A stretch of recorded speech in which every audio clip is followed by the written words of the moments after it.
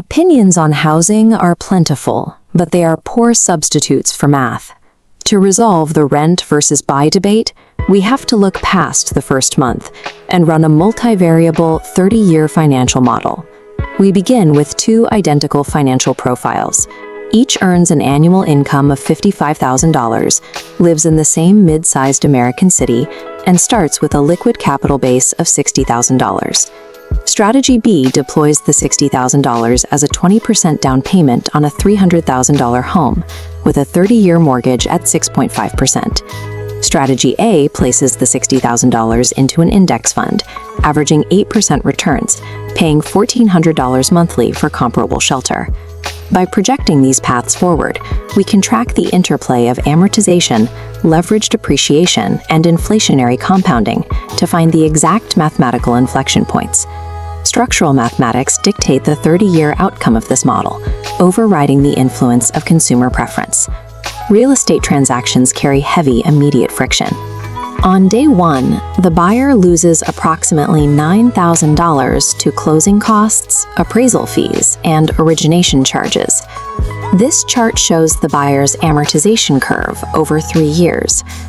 A $1,517 monthly payment at 6.5% is highly inefficient early on.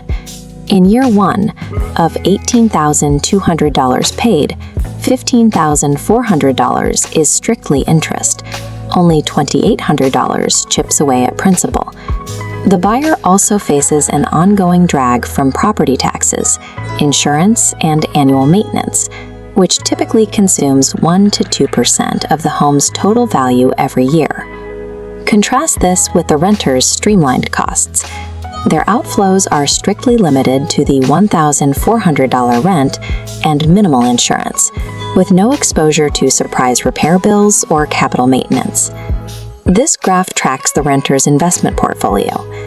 Because the initial $60,000 capital base remains untouched, it compounds at 8% annually, reaching $75,600 by the end of year 3. At the year 3 milestone, the buyer has spent over $130,000 on housing, with under $10,000 in built equity. Meanwhile, the renter holds over $75,000 in liquid assets. In the short term, renting is mathematically superior due to high liquidity and the absence of transaction friction. The math begins to shift in year 4 as the renter's baseline cost grows. Inflation drives an estimated 3.5% annual increase in rent. The buyer now utilizes their primary advantage, the leverage multiplier. Historically, U.S. home values appreciate at roughly 3.5% annually. This illustrates the leverage multiplier. The 3.5% growth applies to the entire $300,000 asset, not just the $60,000 equity. By year 6, the asset reaches $347,000. With the mortgage amortized to $269,000, the buyer holds $78,000 in equity. The buyer generated $47,000 in pure appreciation by deploying their capital at a 5-to-1 ratio. During that same period, the renter's portfolio has grown to $95,000. Even though the renter enjoys a higher 8% yield, they trail the buyer. Without leverage, the absolute dollar return on the smaller investment base cannot compete with the leveraged asset. By year 6, we reach the crossover. The renter's monthly cost exceeds $1,600, officially surpassing the buyer's fixed mortgage payment while yielding zero equity. Leverage allows lower yield assets to outpace higher yield assets in absolute wealth generation over time. This chart tracks variable costs. The renter's payment curves aggressively over 30 years. Rent hits $1,870 at year 10, $2,510 at year 20, and $3,300 by year 30. Meanwhile, the buyer's payment remains locked at $1,517 for 3 decades. As the price of everything else rises over 30 years, inflation actively degrades the real weight of that fixed debt. The buyer is effectively paying 2024 prices with $2,054. At the 10-year mark, the renter has spent $193,000 and holds $129,500. The buyer has spent $285,000, but nets $170,000 in equity, pulling $40,000 to $60,000 ahead in net worth. At year 30, the buyer's debt terminates entirely. Monthly housing costs drop to just taxes and maintenance, roughly $600 a month. The buyer lives essentially for free in a highly appreciated asset. The renter is locked into a perpetual $3,300 monthly outflow. A 30-year fixed-rate mortgage is essentially a mechanism to short inflation. However, specific real-world exogenous variables can completely shatter this baseline mathematical model, starting first and foremost with geographic mobility. Selling before year 5 triggers the 5 to 7 year break-even rule. Frictional costs like 5 to 6% agent commissions often wipe out any early equity gains. Very high cost of living markets also present an anomaly through the price-to-rent ratio. In markets like San Francisco, extreme purchase prices decouple from rental rates, making renting the mathematically superior choice. Consider Manhattan, where a $1.2 million apartment might rent for only $3,500. In this environment, leveraged buying is mathematically inefficient compared to unleveraged market returns. Parts of Los Angeles also show extreme price-to-rent ratios that change the baseline equation. Finally, the renter's model faces a behavioral economics flaw. It requires absolute discipline to continuously invest the difference for 30 years without succumbing to lifestyle creep. Geographic instability and extreme market pricing are the only variables that consistently override the baseline math of leverage. Housing's performance as a standalone asset rarely exceeds equities. Buying wins because of the mechanics of fixed-cost debt. Real estate wealth is built entirely through the mechanics of fixed-cost debt and leverage multipliers. This model establishes 3 rules. 1. Rent is a variable cost. 2. Mortgages are fixed. 3. Leverage outpaces yield over time. While renting is a valid strategy for short-term liquidity, adopting it as a lifelong default is financially dangerous. Exposing a fixed monthly payment to decades of compounding inflation creates a trajectory that defines the total cost of shelter. Long-term wealth building requires analyzing housing costs as dynamic curves plotted across a lifetime. Most people evaluate the housing debate based on gut feeling, but the outcome depends on variables that only become visible over decades. To see how these play out, we have to start with identical parameters. 2 people in the same city earning $55,000 a year, each starting with $60,000 in capital. The renter puts their $60,000 into an S&P 500 index fund with an expected 8% annual return. Their monthly housing cost is a flat $1,400 in rent. The buyer uses their $60,000 as a 20% down payment on a $300,000 home.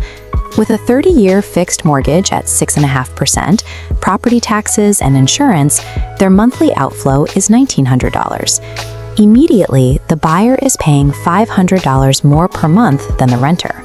Using this month-one cash flow as a metric for wealth is a common mistake.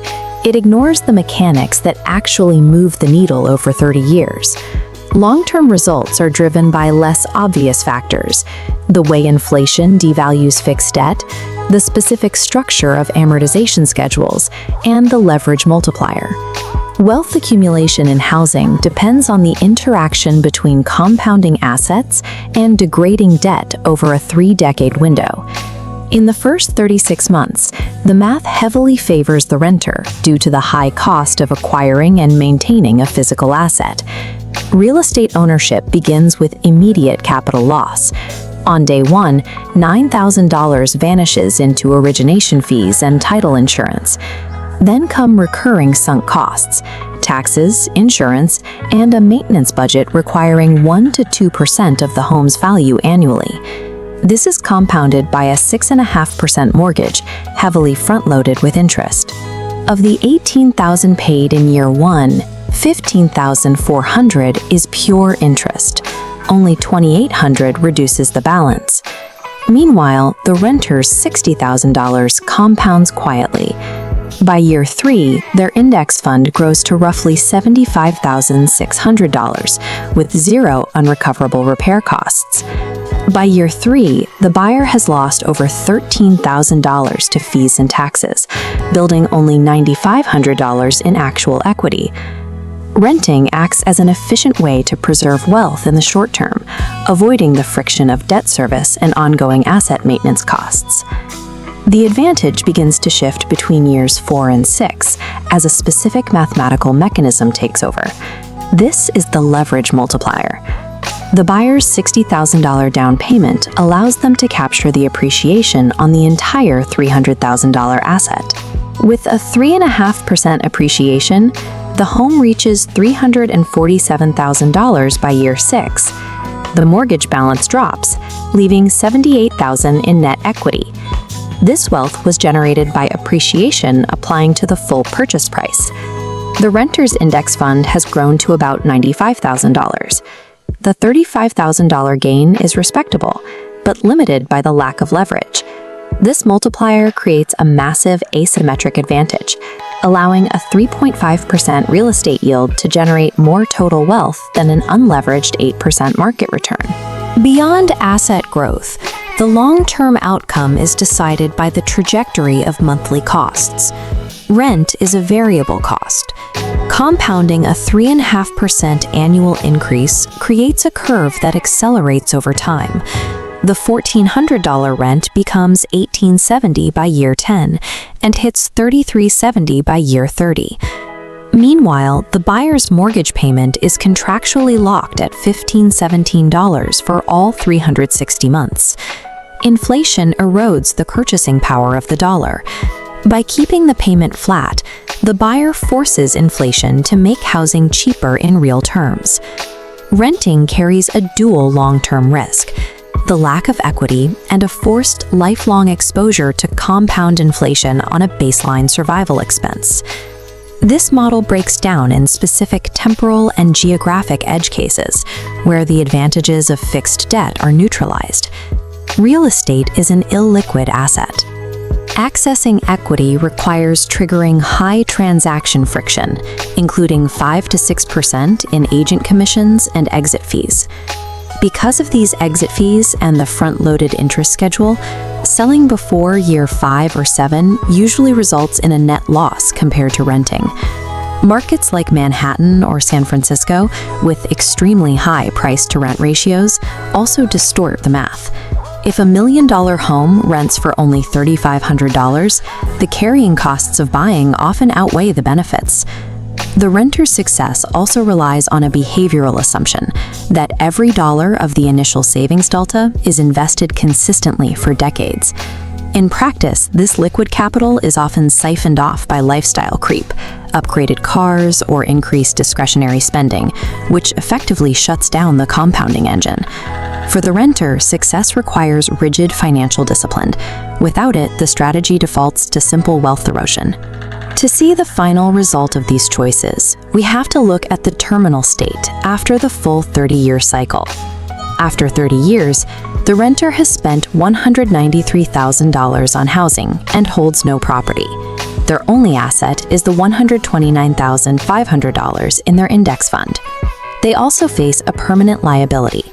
Even in retirement, they must pay a monthly housing cost that now exceeds $3,300 and will continue to climb. The buyer has spent more, $285,000 in total, but the leverage multiplier has left them with $170,000 in net equity. After the final mortgage payment, the buyer owns an asset worth over $700,000. Their monthly obligation drops to roughly $600 for taxes and maintenance. When you net out all costs, the buyer's strategy generated a capital advantage of $40,000 to $60,000 and secured long-term control over their cost of living. Making major capital decisions based on month-one payments ignores the factors that actually build wealth. Long-term success is determined by who utilizes leverage and who builds a defense against compound inflation.